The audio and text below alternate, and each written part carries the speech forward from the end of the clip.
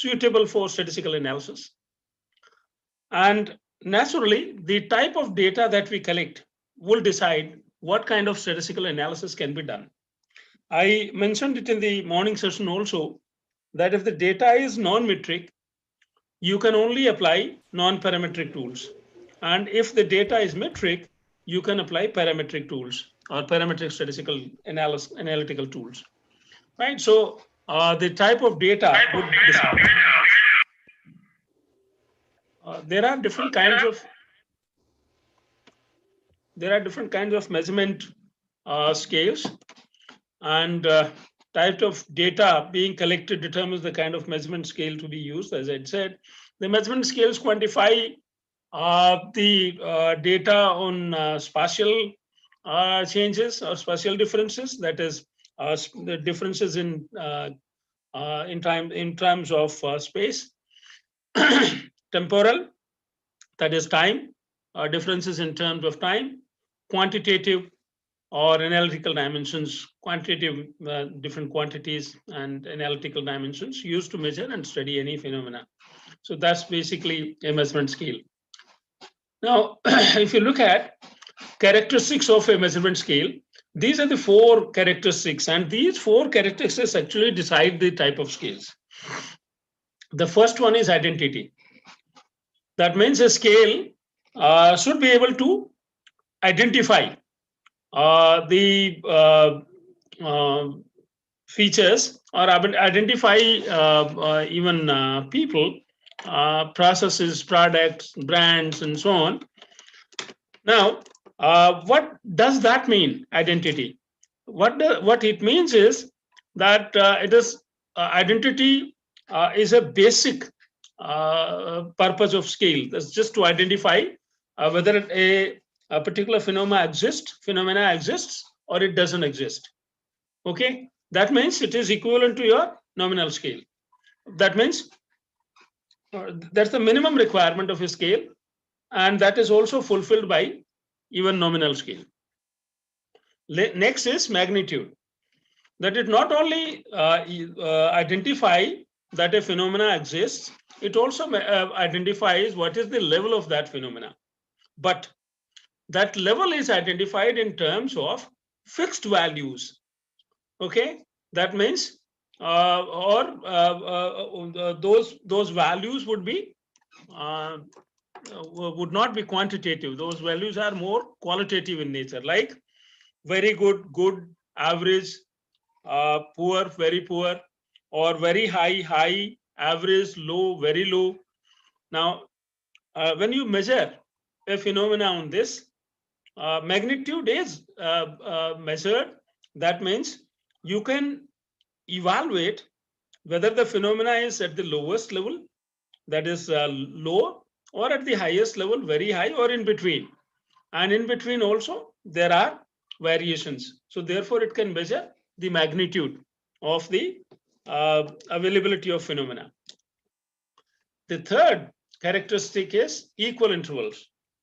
So in second one, in magnitude, if you evaluate the difference between very low, low, low and average, average and high, high and very high, you might find that every respondent may have his own understanding and may understand that the difference between some people would consider difference between, say, low and average as very high, and average and high, they may not consider that much.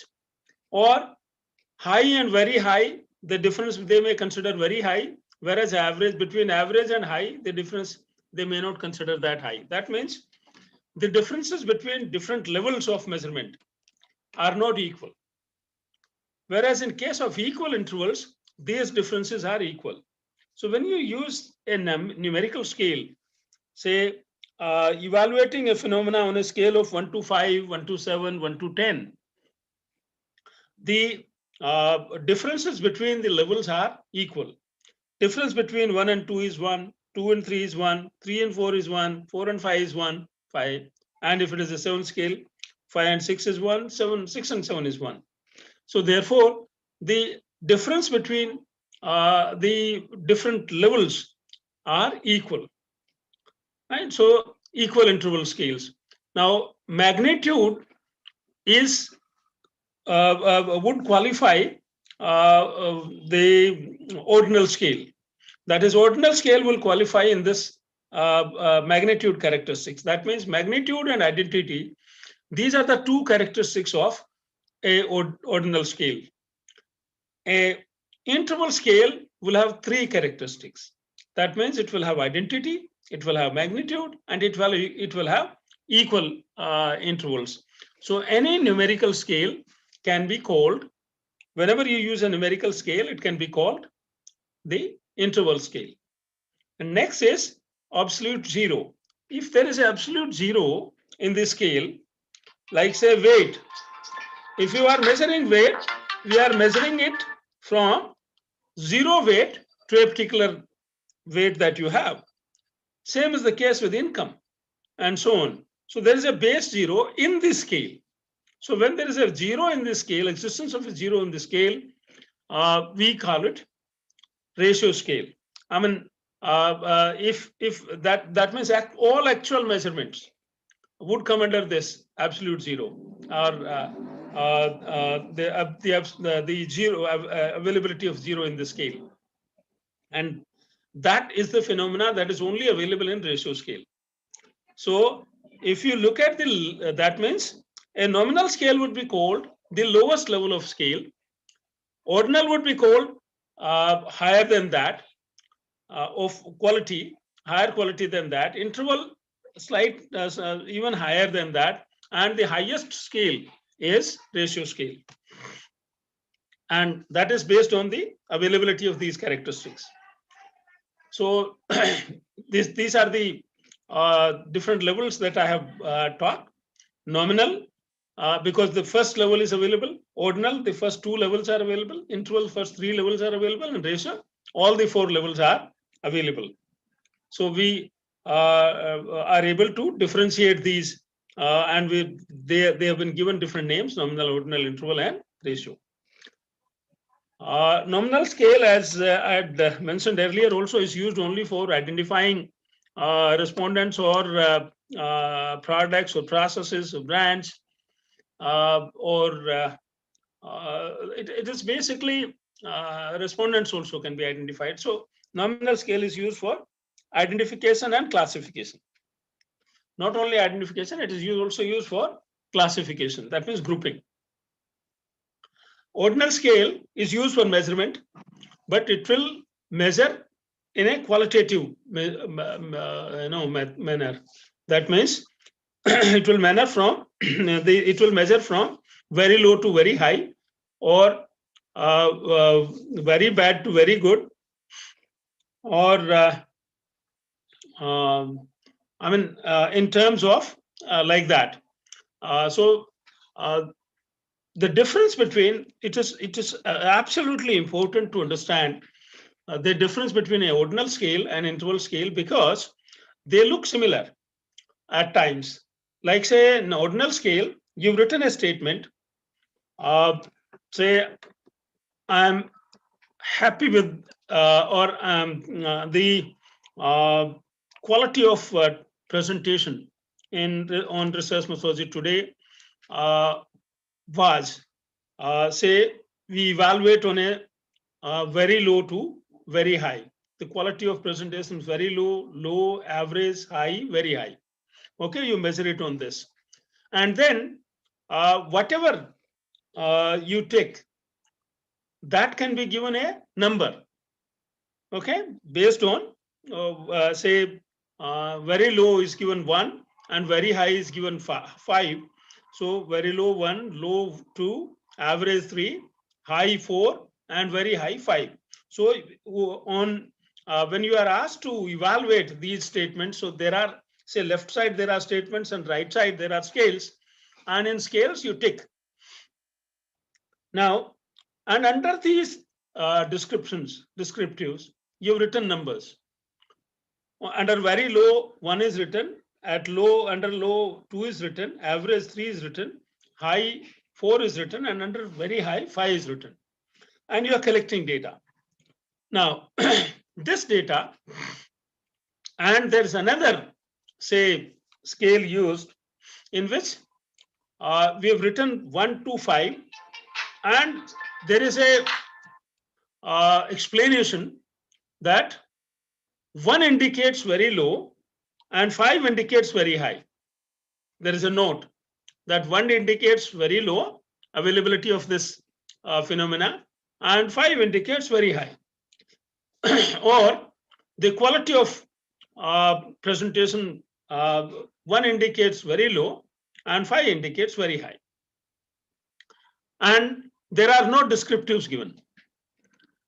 Now, the difference between these two is that when descriptives are given for all the values, the descriptives are, the values are considered as codes, and they are not considered as actual values. Whereas when descriptives are not given, these become values. And therefore, when there are descriptives and under that you write numbers, it's an ordinal scale and it is not an interval scale. Whereas if you don't write descriptives, write only numbers, and just to indicate to the respondent that in this case, 1 indicates lowest, very low, and 5 indicates very high, and in between there are no descriptions given. This, the respondent is forced to think in terms of numbers or values, and therefore this becomes a interval scale because there are no descriptives, and so a respondent can't think of descriptives, right? So whenever you prepare a scale or questionnaire and you write scales, don't write descriptives on above the numbers, thinking that it will aid or it will help respondents in understanding what each of these values mean. In fact, in the bargain, you will convert this scale into ordinal, and ordinal gives you kind of data that I said. It gives you non-metric data, and non-metric data is suitable only for non-parametric tools. That means you can only apply non-parametric tests on them. If I want to list the parametric tests, say for differences between two groups, t-test, between say ratios, Z, 2 ratios, between 3 groups, one-way ANOVA. When you divide the respondents based on 2 variables, two-way ANOVA, these are differences. These are all parametric tests. And if you even paired T and repeated ANOVA would come under this. Then the tools for relationship, your correlation, that is your regression, correlation, and correlation only one, not the rank correlation. The other one, the parameter will come under parametric, regression would come under parametric, and all your multidimensional tools, majority of them come under parametric, not all. Like say factor analysis would come under parametric, cluster analysis would come under parametric, multidimensional scaling would come under parametric, conjoint will not come under parametric, and so on. So you find that majority of parametric tools give you higher strength in your results, and therefore you have more trust on the results that you've got, and therefore it is better if you can use scales that would be suitable for parametric tests, and you can apply parametric tests. And if you collect data which is ordinal in nature and then apply parametric tests, it will be absolutely wrong. And ratio scale, as I said, actual measurements, be it weight, height, income, or any other value that you actually measure, let's say light intensity, would also come under ratio. Actual measurements would all come under ratio scale. And naturally, all parametric tests can be applied on a ratio scale as well. Now, the scales can be divided in two groups: comparative scales and non-comparative scales. Attitude measurement scales I'm talking about. They can be classified under comparative and non-comparative scales. Let us see. Comparative scales can be paired comparison, rank order scales, constant sum scales, and Q-sort scales. Paired comparison means comparison between two phenomena at a time, or two products or processes, or two brands, or two anything, any two things at a time. When you compare, it's called paired comparison scale, and only two are compared on a predefined criteria.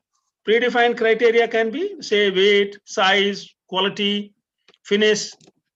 Okay, of say, if you are comparing two products, if you are comparing two people, you can compare based on all the personality traits, education, income. Okay, so any predefined criteria, when you compare two objects or two people at a time, then it is called paired comparison scale. Next is rank order scale. Rank order scale, in these scaling techniques, you can compare multiple products or multiple people and then rank order them, which is higher, and there's no limit, but generally your rank order would be good or correct up to a certain limit. If you go beyond that, generally 8 to 10. If you go beyond that, you find it will be difficult to rank order correctly, and also depends on the knowledge and skills of the respondent, and therefore should be based on that. Constant sum scale. Now, a fixed value is given, and then you divide that value between the levels of phenomena. So the total value, say, like your an IRF scale, your ranking or any other ranking, you find that the total score is given, and then that total score is divided in sub characteristics, and on each of those characteristics the measurement takes place, right? But the total sum remains the same, right? So constant sum scale can be used. Q-sort scale. Now in Q-sort scale, rank order, it's also a rank order scale, and it ranks number of products in sorts. Actually, it actually sorts down products into different categories, 1, 2, 3. So whenever you want to classify people or products or any other thing, you can also use Q-sort scale when the classification is done based on some evaluated value or some measured value, right? Say less like locus of control. You can use Q-sort scale to identify internals, externals, and neutrals in using Q-sort scale. Then are non-comparative scales. On non-comparative means you can evaluate single variable. You don't have to, or single phenomena. You don't have to, and single products or processes, and you don't have to compare. You can evaluate the levels. So continuous rating scales. Continuous rating scales are also called graphical scales because you are able to get whatever value you are able to get correct values between two points, and you can measure it. Unfortunately, it takes long time and therefore not much used. That means you use graphical scale, then you use a measurement scale like tape, and measure the distance between the points, and that would be the value. And unfortunately, this scale is not very popular because it requires lot of efforts, and still it may not be that accurate.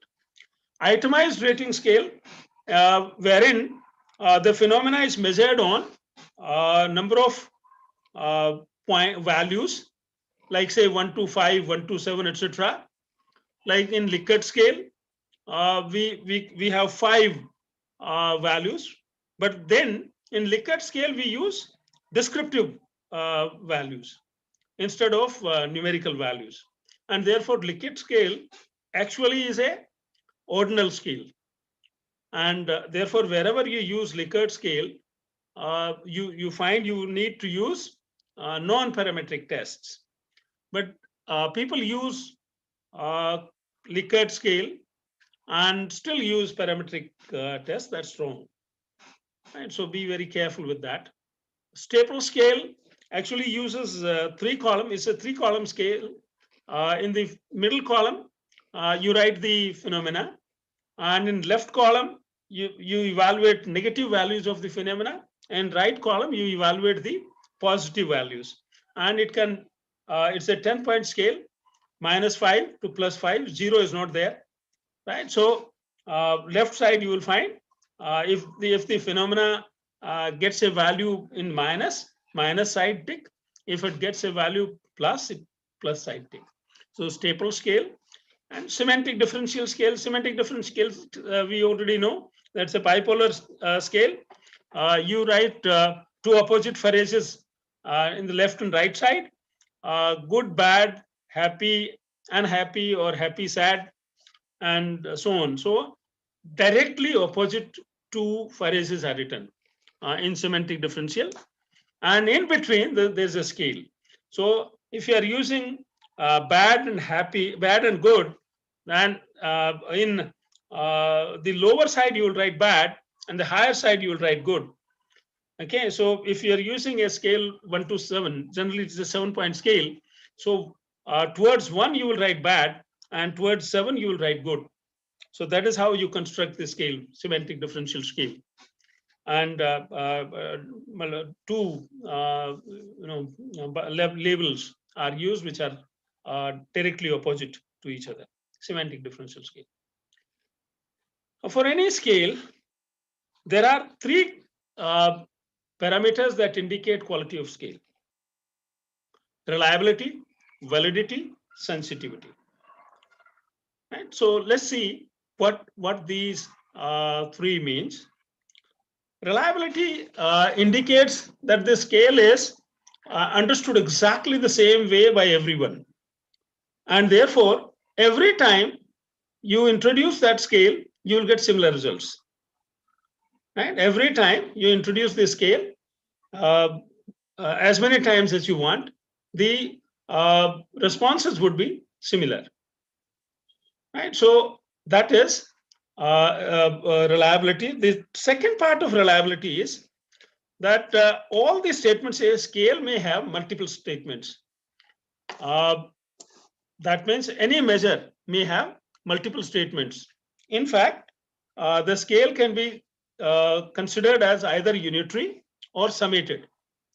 Unitary scales are single statement scales, and summated scales are called multiple statement scales. And generally, every phenomena is measured using the multiple statements, and therefore use summated scales.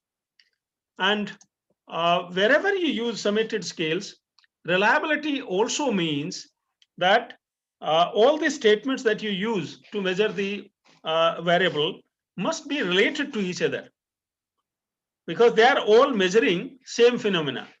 If they are not related to each other, that means they are not measuring the same phenomena. So there should be high internal consistency between the responses that you get on multiple statements of a scale which is used, multiple statements are used to measure a single phenomena. So that indicates reliability. So that means reliability is, there are number of different ways a reliability can be viewed as. One, repeat reliability. That means collect data once, you collect data second time using same scale, and there should be high correlation between these two, indicating high repeat reliability. And another is consistency, internal consistency, that you need to collect data only once and evaluate internal consistency using Cronbach's alpha, split half, Gutman, and so on. There are different reliability coefficients or reliability techniques that can be used for internal consistency. So there are a number of that. Kappa is used for repeat inter-rater. Kappa is used for rater reliability. So reliability can also be checked by comparing responses of people. We call it inter-rater reliability. Whether different raters, that means different respondents, have given similar responses.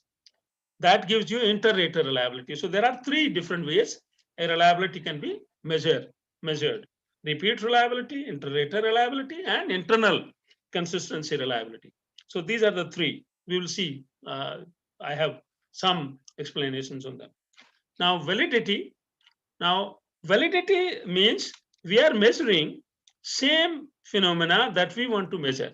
That means when you select the statements, like say if you are selecting statements for motivation, then all the statements should be such that they only evaluate motivation. And they should not, and generally you find that motivation and satisfaction are very, very close cousins. And you can make mistakes there. So therefore you have to be very careful while designing scales that whatever statement you are including in the measure is measuring only that phenomena and not measuring any other phenomena. Now that indicates validity. There are 4 different types of validity. Face validity, construct validity. Under construct there are 2, convergent and discriminant validity. Then nomological validity is there. Nomological validity means that the model that you are choosing is based on past studies, and it is conceptually correct. And you are not using relationships that are conceptually incorrect, right? So that indicates nomological validity. So let's see these. The validity also, I have some explanations later on. We'll see that. Sensitivity. Sensitivity is number of levels that you use for measuring the phenomena. Like say, you can use 3-level scale, that is high, average, low. Okay, 3-point scale. You can have 5 level scale, 5 measurement points. Very low, low, average, high, very high. You can have 7, very, very low, low, average, high, very, very high. Right? 7-point scale. Now, the sensitivity of a 3-point scale is low. A 5-point scale is higher than that, and a 7-point scale is higher than that. But, and what does sensitivity means? That means the more sensitive the scale, more easily it will evaluate the variations in the responses. Unfortunately, when you make a scale more sensitive, the respondents may get confused and may not be able to give you correct responses. Like, say, if you're using a scale, say 1 to 10, and you ask a normal, even educated person who is not into investments, and take a, say, any financial product, say stock, and ask him how good it is for investment. And if you use a scale of 1 to 10, he will not be able to understand whether he should give a 7 or a 8 or a 9 or a 10 if the stock is good. And he will not be able to understand whether he should give a 1, 2, 3 or 4 if the stock is bad. And therefore, he will arbitrarily select out of these values. Sometimes on some parameters he might give 7, on some other parameters he might give 10 or 9, but without actually 100% evaluating that this is right level as per him. And therefore, sensitivity of the scale should be aligned to the expertise of the respondents. And generally, it should also be aligned to education level and the age. For kids, more than 3-point sensitivity should not be used. For uneducated people, again, sensitivity should be low, 3-point or at the most 5-point. And for highly educated people who are experts in that area, you may use 7-point scale, at time 10-point also for financial data. So these are the characteristics of good measure, and they should be high. Reliability should be high, validity should be high, and sensitivity should be appropriate. You shouldn't say high, it should be appropriate for the group. Now, there are number of variabilities that affect reliability and validity or quality of these measures. One is subject variability. Subject is nothing but respondent. So if the respondent's response varies because of fatigue, if you collect data, say the person has worked throughout the day and evening you collect data, he is not in any right frame of mind to give you correct data, so he will try and do it as soon as possible, पीछा छोड़ो, and कुछ भी values उसमें डालेंगे. Mood, in fact, 20% variation is possible in responses based on mood. If a person is in good mood, he will give better responses, and if he's in bad mood, generally he will give you lower values for the same phenomena. Social desirability. People want to be seen good social being, and therefore, if you ask somebody that do you take drugs, he's going to say no. In fact, even if you ask him that do you drink, he will probably say, yeah, I am a social drinker. I sometimes take drinks. He might be taking half a bottle every day. Right. So social desirability also is one of the reasons why subjects would not give you correct responses. And therefore, that variability is possible. And because of this variability, you might not get correct responses. And therefore, measure might be good, but if the data during data collection, if we don't take care of this, there will be variability, and variability indicates quality is poor of the measure. Observer variability. Observer is the person who's collecting data, and he should be trained properly. He should not indicate that he belongs to the organization for which the data is being collected, because if he does that, if he puts on a uniform of an organization for which data is being collected, the respondent would feel that he is collecting data for his own organization. I should not give him bad, poor responses, and you won't get correct data. So observer variability, and observer variability can also be because of the observer has been, say, taking interviews from morning till evening. He gets tired, so even there he might not put in correct. If he is recording, he may not properly record, or there may be mistakes in recording. Situational variability.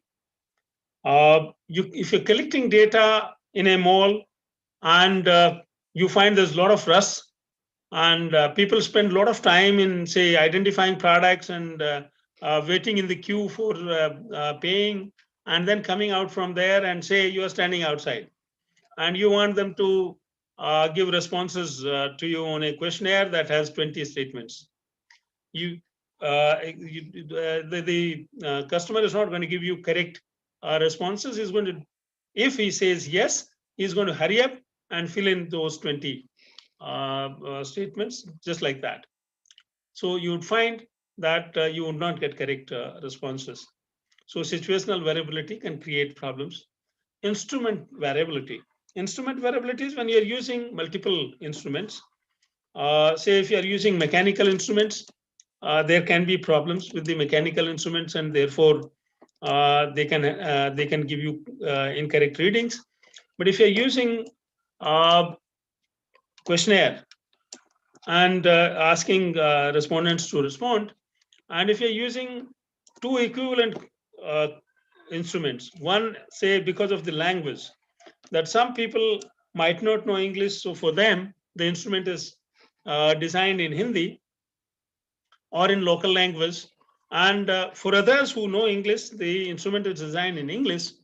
You find, and the instruments have not been tested for equivalence. Even if they have been tested for equivalence, it is likely that the responses may vary. And that is why it is advised that you must use only one language for all the instruments. That means when you collect data, multiple language instruments create problems. That means variability would be introduced because of them.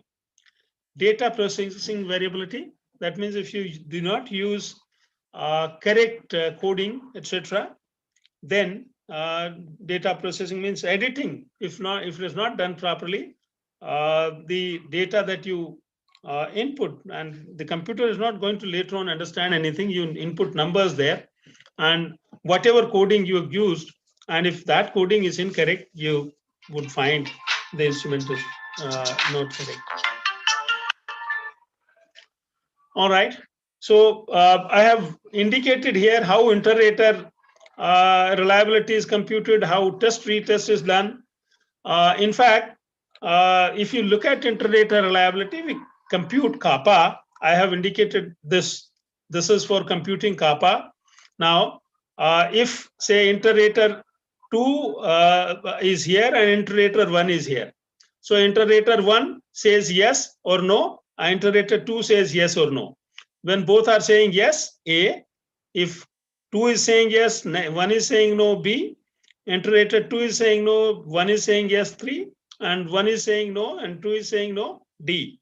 So these are the values. And you can then use the sum of A plus B is N3, C plus D is N4, A plus C is N1, and B plus D is N2. Now, these are observed frequencies. And you can compute expected frequencies exactly the way we compute for chi-square. That means observed minus expected. And the kappa would be, expected frequencies can be computed using the observed frequencies. Now, like say, A plus D, if I want to compute, it will be N1 multiplied by N3 divided by N. That would be A in place of A. And in place of D, it will be N2 multiplied by N4 divided by N. And if you add them together, it will be A plus D. Right. So in kappa, we use this A plus D for observed as well as expected. And we don't do both the diagonals. Only do one diagonal, that is A plus D. And that is how observed minus expected divided by N minus expected, and you find that gives you kappa. And the value of kappa, the reliability is very high, exceptionally high if it is greater than 0.85, like here, 0.81. Almost perfect, 0.8121, substantial 0.628, 6128, moderate 0.4126, fair 0.2124. In fact, the reliability should be at least substantial. That means 0.612, 0.6 and above. That is kappa. And instrument variability, evaluating, that is internal consistency reliability.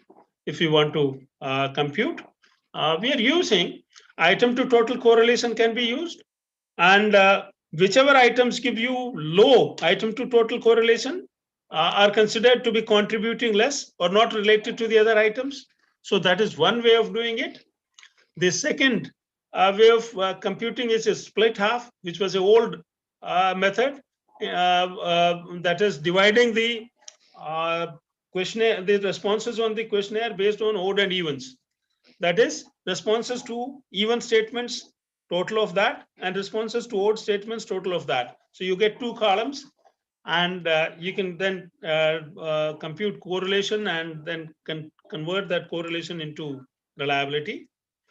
And but the one that is considered as the nearer perfect or one of the best reliability tools, internal consistency reliability tools, is Cronbach's alpha.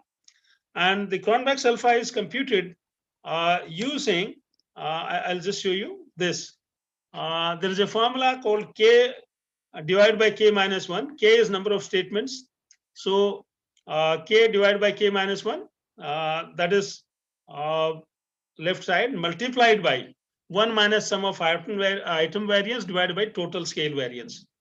Right? So it is based on correlations of, if you look at in depth, it is based on correlations, all the item to total correlations, and therefore is considered as computing, it is considered as the most robust reliability coefficient.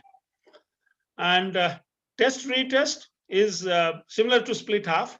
It is only that you collect data twice instead of dividing the questionnaire into two parts, odd and even. In test retest, you use the whole questionnaire and compute or collect data twice, and then you compute the correlation between the first time values and first time responses and second time responses. Okay, so this is how reliabilities are computed.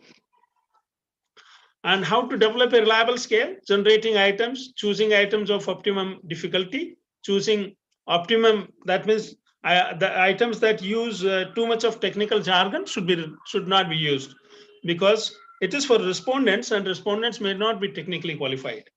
Choosing internally consistent items, that means items that actually relate to each other if you are measuring a single variable. And you do it again and again so that you get a good questionnaire.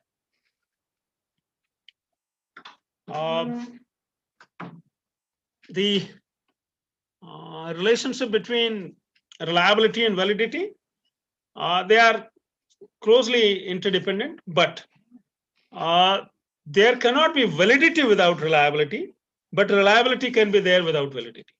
That means a valid scale will have to be reliable, but a reliable scale need not be valid. Okay. Now, validity of experiments is actually affected by internal factors, external factors. But we will be looking at first the types of validity, and then we will look at validity of internal validity. It is based on causal relationship of our data. External is because of the environment. And actually, internal validity is based on the instrument, how good that instrument is. But external validity is based on the environment in which the data is collected. And therefore, you find that even if your questionnaire is very good and the sample that you select is not representative of the population, in fact, validity indicates that you can use or you can draw conclusion or generalizations for the population based on the results of the sample. But if the sample is not representative of the population, the external validity is low, and therefore you can't generalize the results that you've got based on the sample. So external validity is as important as internal validity. And conclusion validity, That means you draw reasonable conclusions based on actual results or actual analysis of data, and not based on some hearsay or some statements made by the respondents. I have generally seen that people go beyond data and make some draw some conclusions which is not based on the results that they've got. Conclusions should always be drawn based on the results that you've got. Now, there are 4 types of validity, as I had said: face validity, content, criteria, and construct. Face validity is determined by the researcher, and the researcher can say face validity of my questionnaire is high. And he can justify by giving references that, okay, I have collected I have accumulated the questionnaire based on review of literature, and therefore my face validity is high. But this just indicating face validity would not suffice. Next is content validity, and content validity is every statement is referenced. If you are developing your own scale, and if you give reference to every statement that you are including in your scale, it indicates high content validity. And those references are of good researches. That means the original researcher must have computed validity of his or her own measure. Then content validity is high. Criteria validity is restrictive in nature. It is not used for all the all the measures. Generally used for predictive measures, like say for forecasting models. That means there are 2 types of criteria reliability: predictive and concurrent. Concurrent means you compute the validity. That means you've computed that today's say gold prices will be say 48,000 rupees per 10 gram, and you find that the actual price is very close to that. Then concurrent validity is high, because you're doing it today for today, you're calculating it today and for today, so concurrent. And if you predict that gold prices after 6 months will be say 55,000 rupees 10 gram, and after 6 months if they come down to 42,000 rupees per 10 gram, that means predictive validity is very low. But if they go very close to 55,000, predictive validity is high. So criteria can have both concurrent as well as predictive. And the last one is construct. This is the validity that is most important, but cannot be computed unless we compute at least exploratory factor analysis. Because if you look at the 3 reliabilities under construct: convergent, discriminant, and nomological. The first 2 depend on the convergent validity, and this they depend on the exploratory or confirmatory factor analysis. And the last one, factorial or nomological evidence, depends on whether the variables that you have selected and the relationships you have chosen are based on the correct concepts. Right. So last one you can do by referencing that the same model or same relationship was tested by others and found a relationship. So that can be done through referencing. But the first 2 have to be computed: convergent evidence of validity and discriminant evidence of validity. In fact, convergent validity means the statements used in the questionnaire, okay, are closer. I mean, there can be dimensions in the questionnaire, but within dimension, the statement should be closer. That means factor loading should be high. The construct reliability should be high, and average variance extracted should be high. These are the 3 characteristics that you compute. If these 3 are high, then we can say convergent validity is high. In discriminant validity, we evaluate squared construct correlation. Average variance extracted in the diagonal. All the squared correlations should be lower than the average variance. Is that all the extraction should be more than 50%, and all the other relations should be less than 50%. Then only we can say that the validity is high. So discriminant validity, and that's computed based on either exploratory fact analysis, confirmatory fact analysis, or even structural equation modeling. You can compute these, but not otherwise. And nomological, as I said, depends on whether you have used conceptually correct relationships. You are testing conceptually correct relationships that you can do. You can give references and indicate. All right. So these are descriptions I already talked about. All right.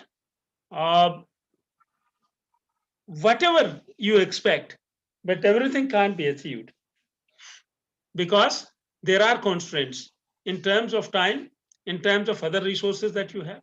And therefore, your reliability and validity, you may try and get to the maximum, but you may not get the best. Okay, like say if you want to get reliabilities above, it should be above 0.7. Good measure should have reliabilities above 0.7. But if you are using less number of statements, say 3 statements, or even 2, if you are using only 2 statements, the reliability is likely to be poor. It will generally not be above 0.7. If you are using 3 statements, also generally reliability would be in the range of 0.6 to 0.7. But if you're using larger number of statements, reliability should be higher. And if the number of statements are more than 20, then reliability should be above 0.9. But 0.7 is considered good enough. Right. So if you want to go up, you can continue improving your questionnaire and you may go up to 0.9. But do you have that much of time and other resources? So it depends on, as soon as you can get 0.7 and above, maybe depending upon how much time and other resources you have, you can stop. And same is the case with validity, right? So how much time and money do you have to carry out your own test and improve would decide whether to go for better improvement or not. How small a difference in the measurement do you expect? Second is, what is your expectation? Do you want the measurement to be perfect, or it can have some variations? And if you want to if you are going in for perfect measurement naturally, it will you need to continuously keep testing and doing it, but that will take time and resources. Can you use a previously validated measure?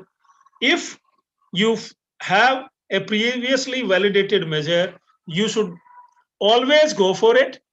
If it is not very old, because that will save your time and resources. Plus, you do not need to recompute the validity. Now, reliability has to be recomputed because you are, implementing that tool on new respondents. So you may compute reliability and validity again, but then it is most likely that the reliability and validity will come out to be high because somebody has already validated the scale or measure. So standardized measure, if it is available, never go for designing your own. If standardized measures or good standardized measures are not available, then only go for designing your own measure. Does the previous measure work within the context of your setting? Then use the standardized one. Otherwise, develop your own. Now, this is it from my side. Now, I'm open to questions, please.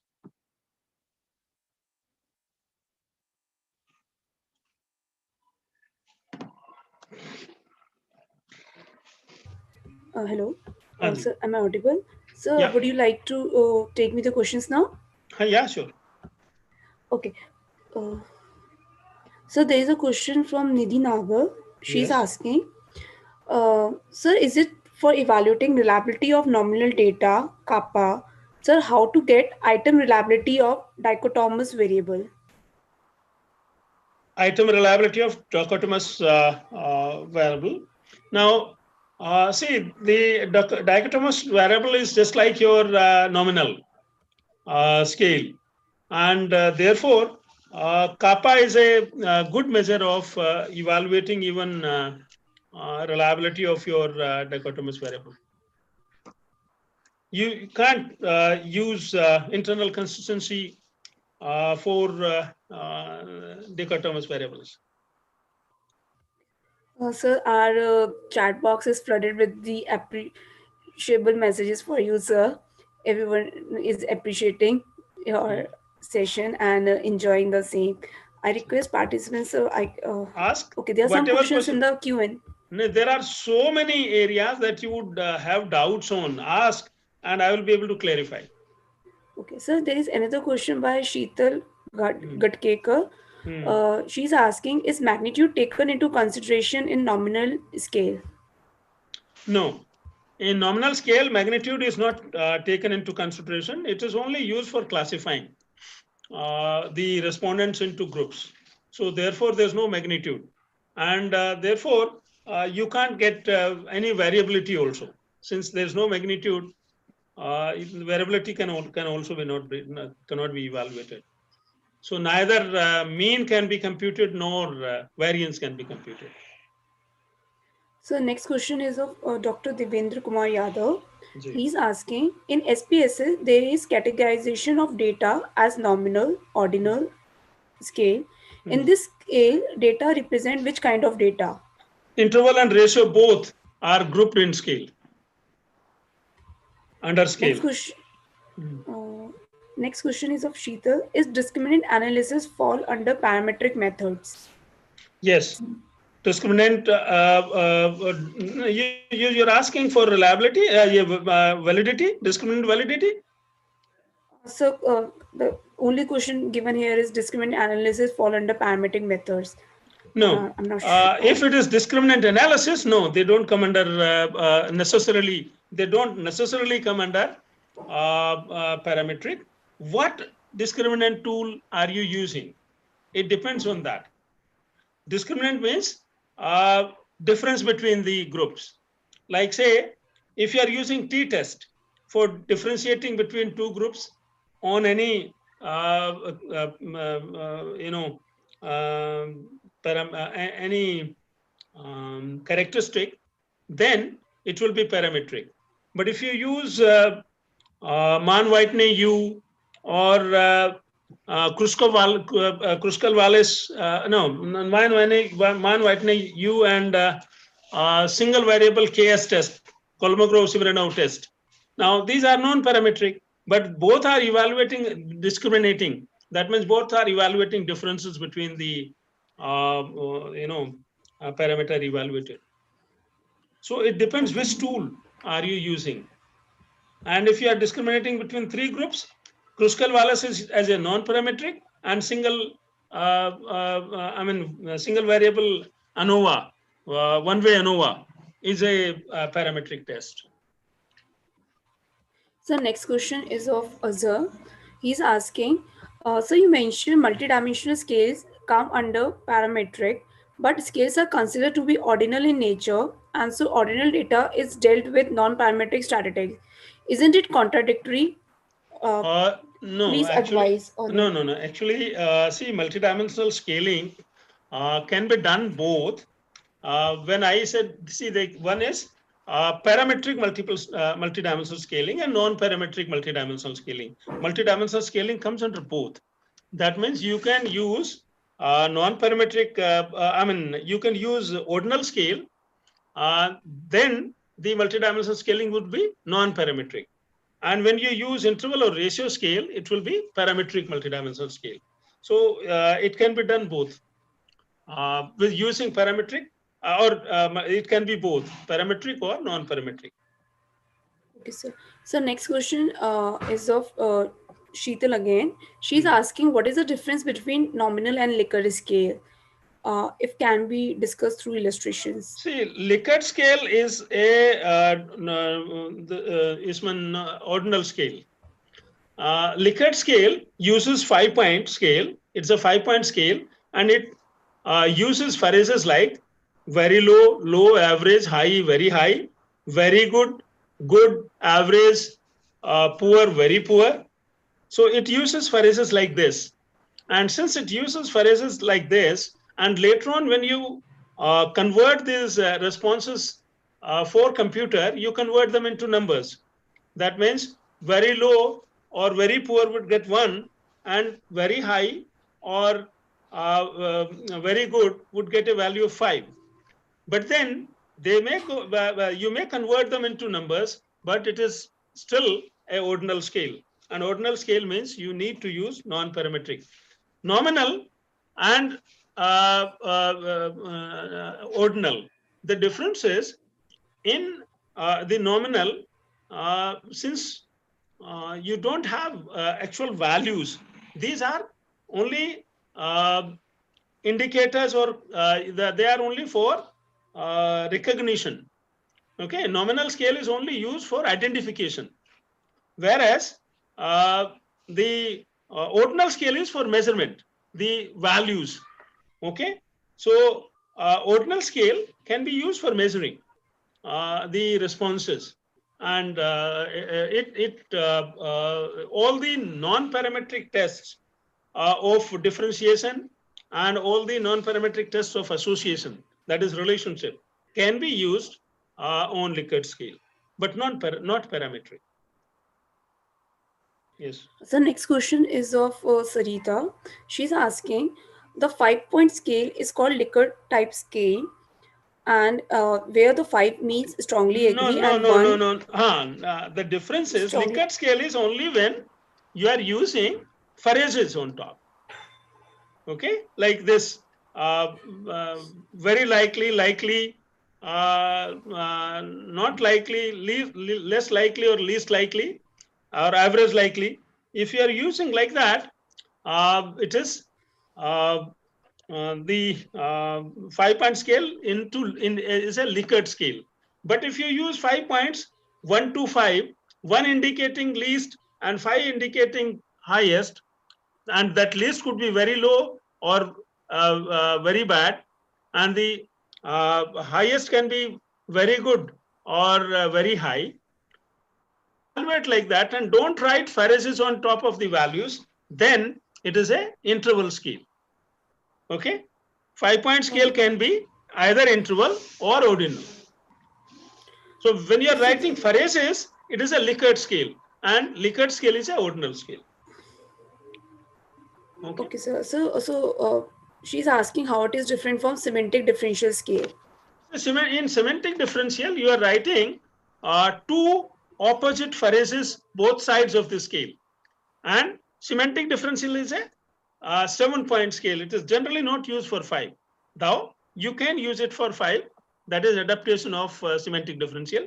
You can still do that, but it is generally used for 7 points, and you use two opposite phrases, one indicating least side, like say very bad, very low, and so on, and the other indicating very good or very high, etc. So you write two opposite phrases, left side, right side. Right side would be 7, that is in between. So you divide the total say page in 3 parts. Left side part will have a phrase, that is negative phrase, and opposite of that positive phrase would be through the right side, and you write in between 1 to 7, starting from say left side where you've written a negative phrase. From that side you write 1 to 7, and towards 7 size you write the opposite phrase. This becomes semantic differential. Okay, and then you can semantic differential can be done from 1 to 7. Okay. Thank you, sir. So the next question is of Barkha Rani. She's asking, can you please clarify different between dummy variable and attribute, the difference between the two? Dummy variable and attribute. Yes, sir. Okay. See, the dummy variable can is to represent the values of an attribute. Okay, so and I'll show you how. Now, if you are measuring say attributes of a person in terms of his income, and say you are writing income say up to 10,000 rupees per month, 10,000 to say 50,000 per month, 50,000 to 5 lakh rupees per month, and 5 lakh and above 5 lakh rupees. Okay. Now, you want to see whether there is a significant difference between high income group and low income group. So, or high income group and all others. Or you want to see whether high income group is different in purchasing, in the way they purchase different products than the low income group, and specifically for high fashion, high cost products. So you have people who are classified in income up to 10,000, up to 50,000, 50,000 to 5 lakh, and 5 lakh and above. Now you can use 5 lakh and above. You will use say 1, and all others as 0. So if 1 is present, that means the person is higher income group. If 1 is not present, that means the person is not in higher income group, right? And this can be done for not only income, for any attribute, whether that attribute is available or it is not available.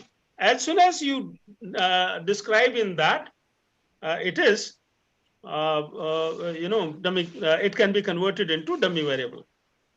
Okay. See. So next good. Thank Please, you, sir. So please continue. No, go ahead. Go ahead. Not an issue. Okay.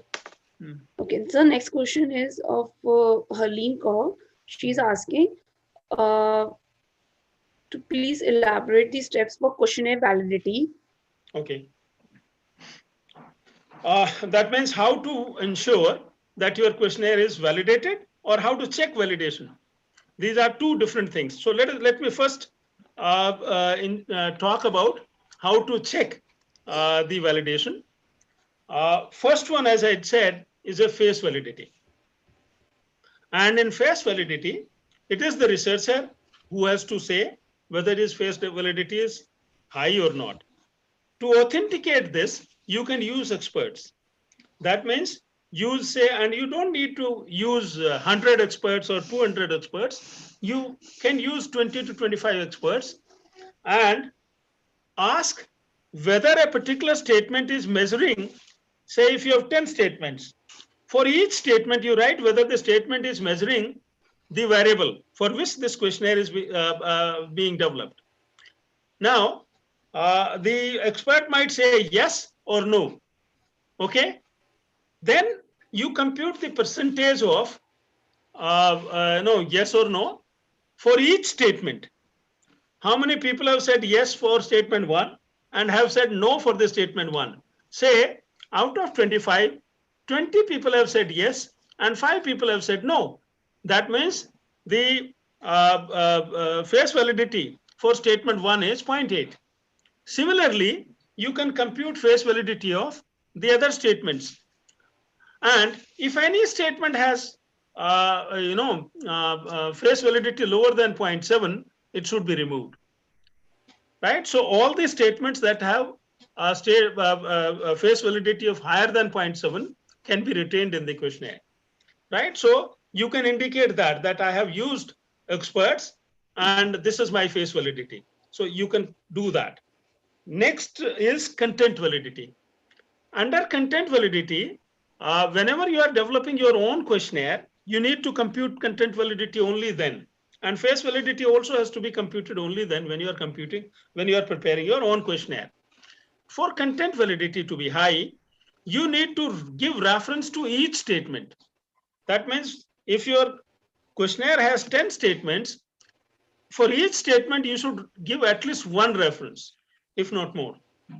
Then your questionnaire has high content validity. Otherwise, it doesn't have high content validity. Now, criteria validity, I said it is used only in forecasting tools. So for the time being, I will leave it. Now, the last is construct validity. And the construct validity is most important because it can be computed. and properly computed from the data that you've collected from all the respondents. And therefore, to do that, you need to compute either exploratory factor analysis or confirmatory factor analysis, or you need to apply structural equation modeling, because you need factor loads. Factor loads is the input to computation of construct validity. And construct validity depends on three parameters. One, construct reliability. Two, average variance extracted. And three, average variance and factor loads. All factor loads should be higher than 0.7 to have high construct reliability. All average variance extracted should be higher than 0.5 to ensure that your construct reliability validity is high, and your construct reliability should all be greater than 0.7. Then the construct reliability validity is high.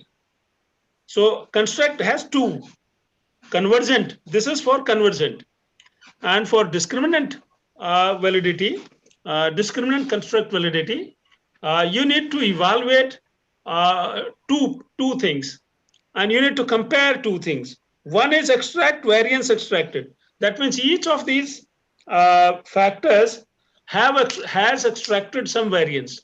Now that variance should be greater than 0.5. That means when you compare it with the remaining variance, this variance should be higher.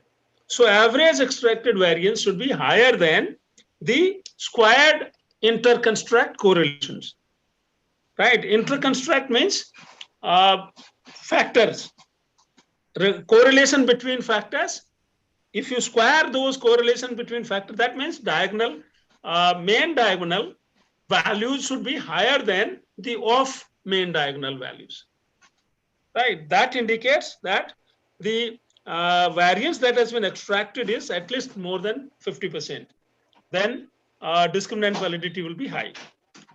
The third part is nomological validity in this. And nomological validity is nothing but the relationships that you have used in your model should conform to the concepts. That means if a concept says that if you are satisfied, you will buy more of that product. That means customer satisfaction affects repurchase.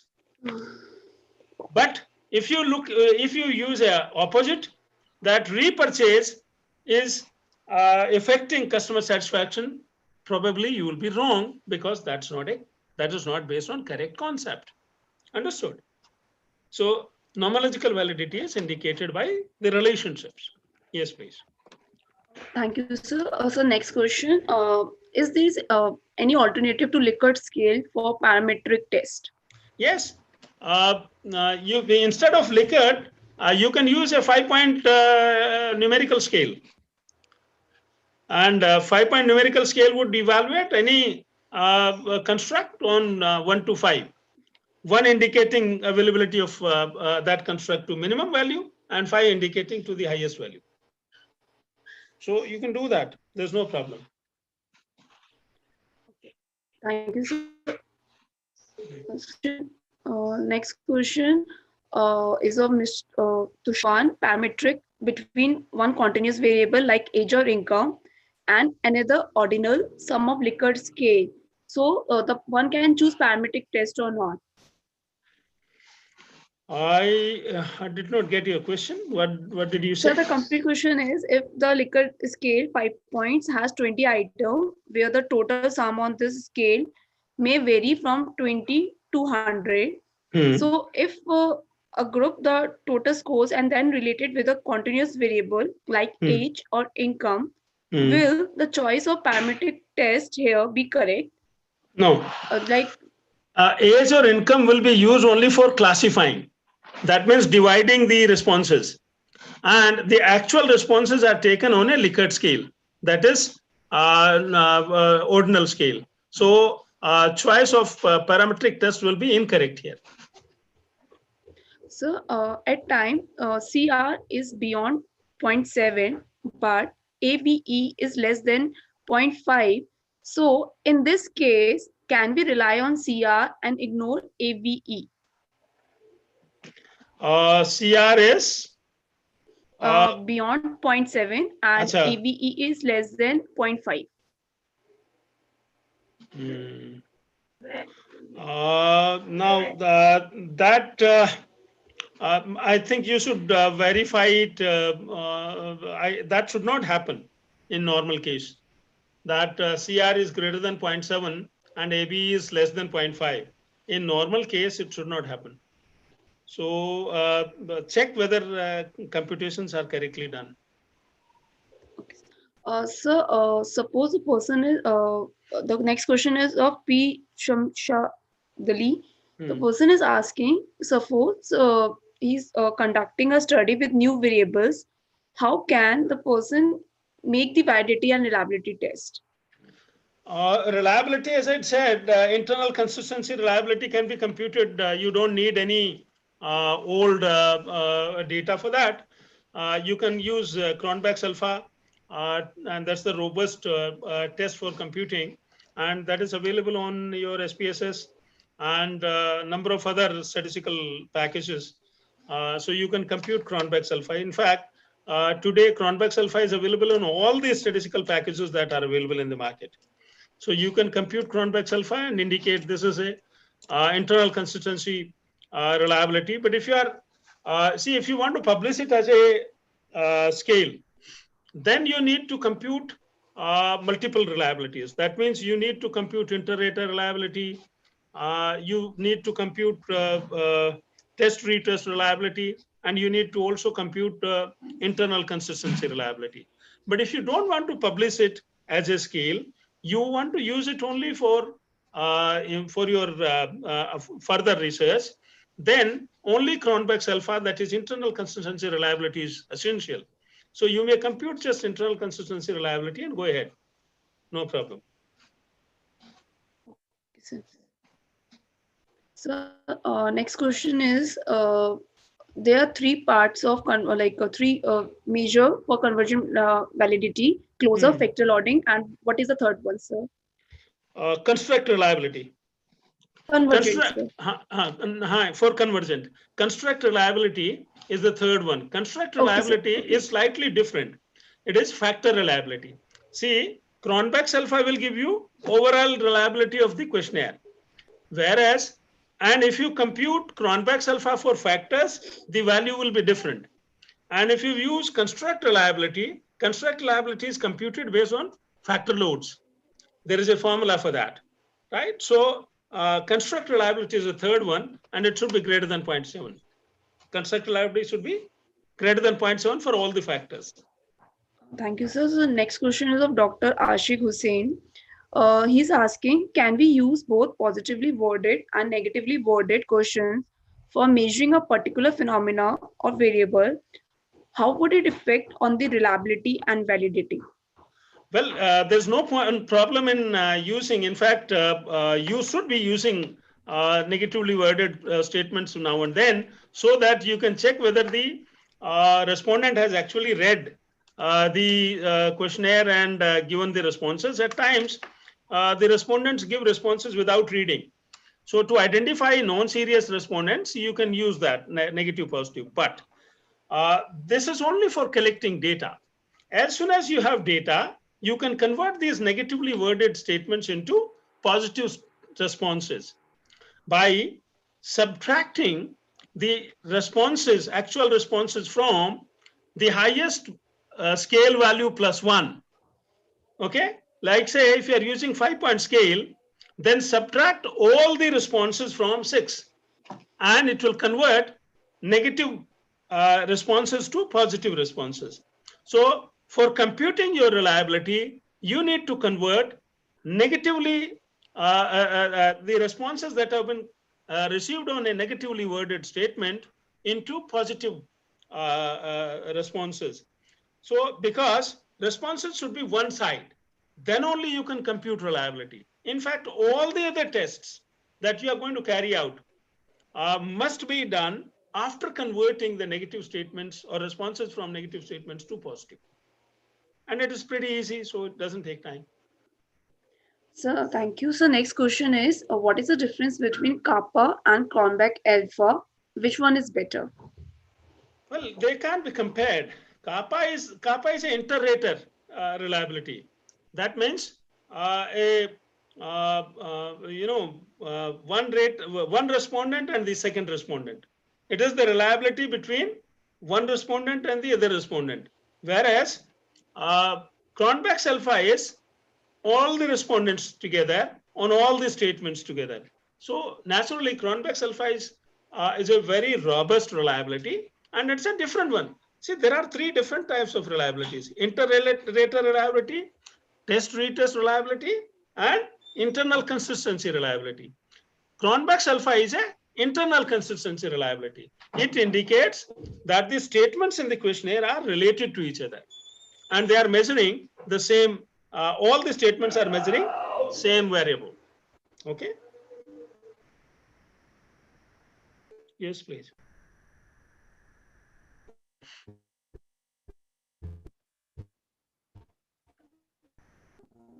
Thank you, sir. So the next question is of Abhijit.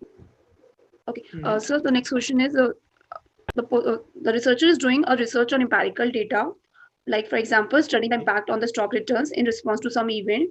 So are the scales you still applicable, and how to go about it? See, this is a ratio scale. As soon as you go for stock returns, because these are actual stock prices based on actual stock prices, you compute stock returns based on actual stock prices, and therefore it's a ratio scale. But the problem is that for applying parametric tests, you also need to check whether the data is normally distributed. And unfortunately, financial data is rarely normally distributed. So if the data is normally, you check with normality of the data. You can use it on eViews. eViews also gives you normality. You can do it on SPSS. Check normality of the data. If the data is normally distributed, then you can use all the tests that can be applied on ratio scale. That is scale. In SPSS, it is called scale. So all the tests that can be applied on scale can be applied. Unfortunately, that it will be normally distributed. And if it is not normally distributed, then you need to convert it into normally distributed using log, etc., which is not there. That facility is not there in SPSS. It is there in eViews. So there are a number of tests that you can apply in eViews. So can I continue? If you want to. So yeah, there are some more questions. Or yes. Okay. Continue. Sir. Okay. The next question is, if the data is of ordinal scale, but it has been evaluated on the basis of nominal scale, so what degree of error is it? Data of ordinal scale evaluated on nominal is not possible. I mean, if it's a ordinal scale, that means you are using you are using phrases, and the phrases are such that the data that you will get can be ranked at least from minimum to maximum, right? So if the data can be ranked, then the data is an ordinal. It cannot be nominal. And nominal data you would get from scales wherein we are not using phrases that would actually rank the data. So if the data can be ranked, it is an ordinal scale. If it cannot be ranked, it is nominal. So, thank you, sir. So next question is, in case of secondary data, is the question of reliability and validity arises? Yes. And if yes, at what stage? See, secondary data depends what kind of secondary data you're talking about. If you're talking about financial data, then reliability and validity generally you don't need to check, because all audited statements are considered to be reliable and valid. And therefore, all the, like say, all stock prices, etc., you don't need to compute reliability and validity, because we are getting that data from an authenticated website. So if you can establish the authenticity of the source from where the secondary data is computed or secondary data is collected, you do not need to compute reliability and validity. But suppose if you are using data that was collected by somebody else on a scale, and you are using that data, then you need to establish reliability and validity again. So next question is of Dr. Surinder Kumar. Can we use linker T scale for larger data, means sample size 1000 and above? No problem. You can use. No problem Uh, at all. Sir, can you please explain? Next question is of CBO Vono. Hmm. Can you please explain Q sort scale with example? Okay. I probably gave that. I will give you again. I gave you the example of internals and externals. That means whether a person has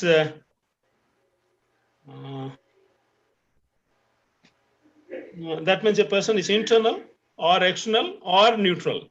So there are scales, any scale, in fact, forget about that.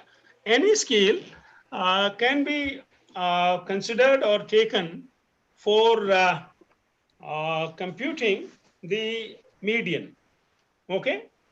Any scale, in fact, can be used for computing median, and we can then divide we can use Q sort by putting median in there. That is, how many people or who are the people who have given less than that score, and who are the people who have given higher than that score. The Q sort is used for dividing people into groups, and it is based on their responses. Like, say, if you want to check whether, say, you're evaluating brand delight, or brand satisfaction, or brand happiness with brand, and you can evaluate, you can compute totals, and then you compute median, and then sort using Q sort, using median as the cutoff, people into lower than median and higher than median, and you can say these are the people who are happy with the brand, these are the people who are not happy with the brand. So Q sort is used for that. It is not a analytical tool. It is only a classifying tool. Thank you, sir. Next question is of Bushra Jabi. She's asking, can we have a simple 2-point Likert scale as simply agree and disagree? Will it be acceptable? That is not a Likert scale. Likert is a 5-point scale. But simply agree and disagree can be used this can also be used for differentiating people into two groups, but it cannot be used for differentiating in responses. That means whether the responses are significantly different or not. You can use chi-square on this. Yes, it can be done. Thank you, sir. You can use chi-square for differentiating, because you will be able to compute frequency. Thank you, sir. So next question is of Nidhi Nagar. What will be the distinction between using moderating variable and comparing across groups? Using moderating variable and comparing and across groups. Yes, sir. These are two different things. So they can't. You don't have to put them together. Comparing across groups for any variable can be done by for each variable separately. Okay, like, say, I gave you the example of quality, product quality, customer satisfaction, and loyalty, and a direct relationship between product quality and loyalty, and through satisfaction, that is indirect.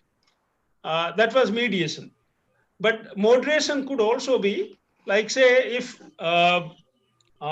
this satisfaction, instead of taking satisfaction into the model, if I consider this satisfaction as outside model and only use it as a moderating variable, then I can see it will only moderate the relationship. It will not evaluate, or it will not have any effect on individual variables. It will only change the relationship between the variables. Okay, so that's a different thing, moderation. And comparison across groups would be for each of the variables separately. Thank you, sir. So the next question is of if they are proposing a model on the basis of not the sorry, Hmm. does missing responses affect the reliability? If yes, then how can we overcome such problem? Yes, it does. You need to remove the missing data, and that can easily be done.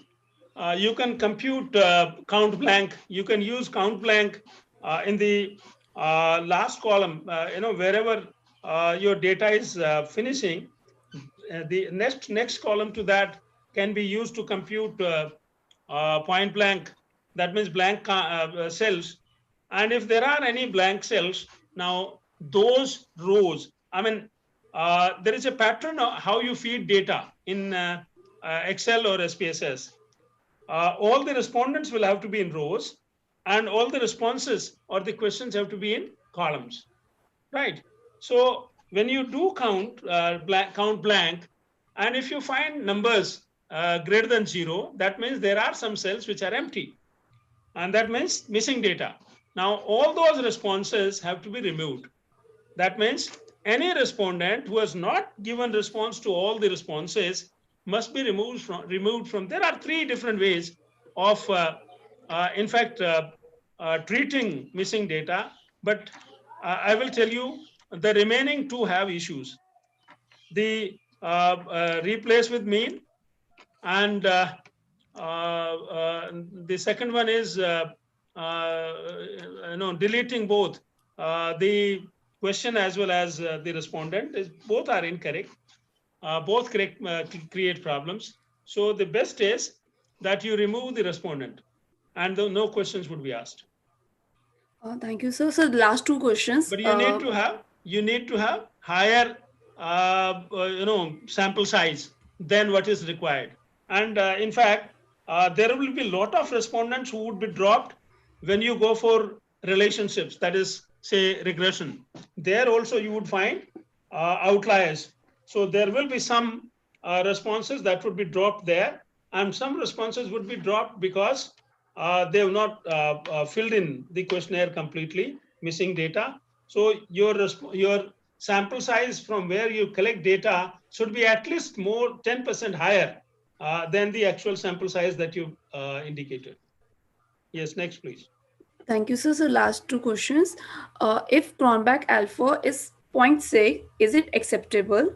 How to deal with the Cronbach alpha less than 0.6? If the number of statements are 3, you can indicate that since the number of statements are only 3, up to 6 is acceptable. But if the number of statements are also large and your Cronbach's alpha is less than 0.7, there are problems. In fact, up to 5 statements also you can use the same reason, that the number of statements are less. But above that, you have no excuse. I will tell you how to improve. In fact, when you remove outliers from your responses, your reliability will also go up. That means before you start testing, remove outliers and all the missing data. If you remove all missing data and all outliers, your reliability will automatically go up. Plus, you need to also check, did you use any negatively worded statement? If yes, that responses to that statement have to be converted into positive before you check reliability. Generally, if the questionnaire is clear, that means statements are absolutely clear, and you've collected genuine data. Generally, for 5 statements and above, I haven't seen reliability coming below 0.7. But yes, if there are problems with the questionnaire, or if there are problems with the wordings, that means negatively wording data is there and some statements are negatively worded and you're not converted, then it is possible. Otherwise, generally not. Thank you, sir. So next question is. Just a minute, it's an urgent call. Sure, sir. Yes, sir. Yes, sir. हाँ हाँ अमिताभ, मुझे याद है परसों का. हाँ हाँ, बहुत बढ़िया रहा. हाँ हाँ.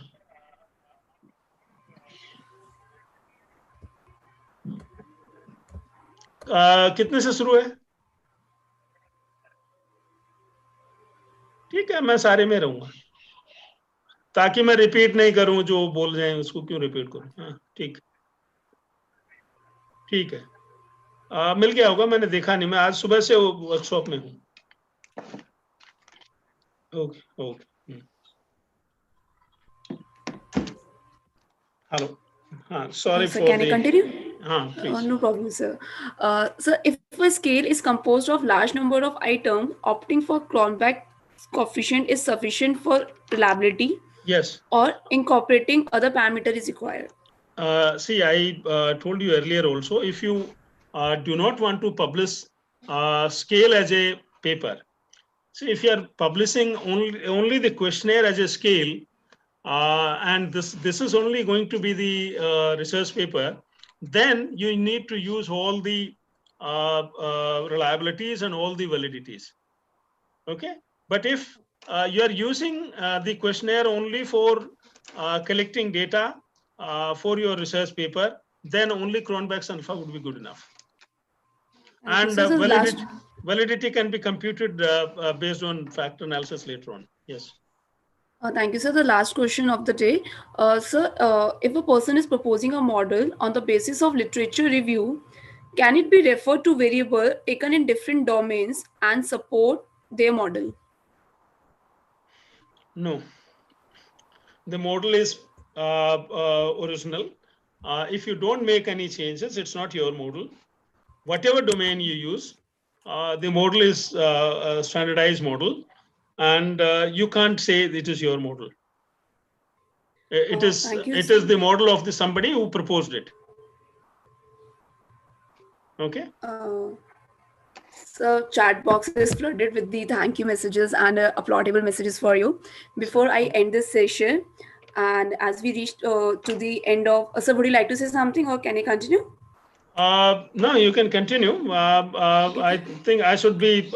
Thank you very much for sending good messages saying that the session was good, and it was nice interacting with you all. Yes, please. Thank you. Finally, we reached to the end of second session of our first day 2 weeks refresher course.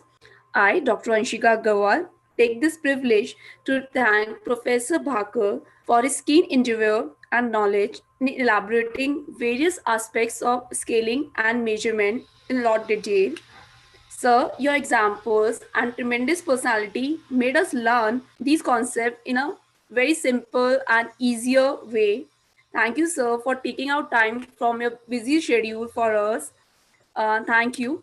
And we look forward for the continuous collaboration with you, sir. Welcome. Thank you. Thank you, sir. Thank you, sir.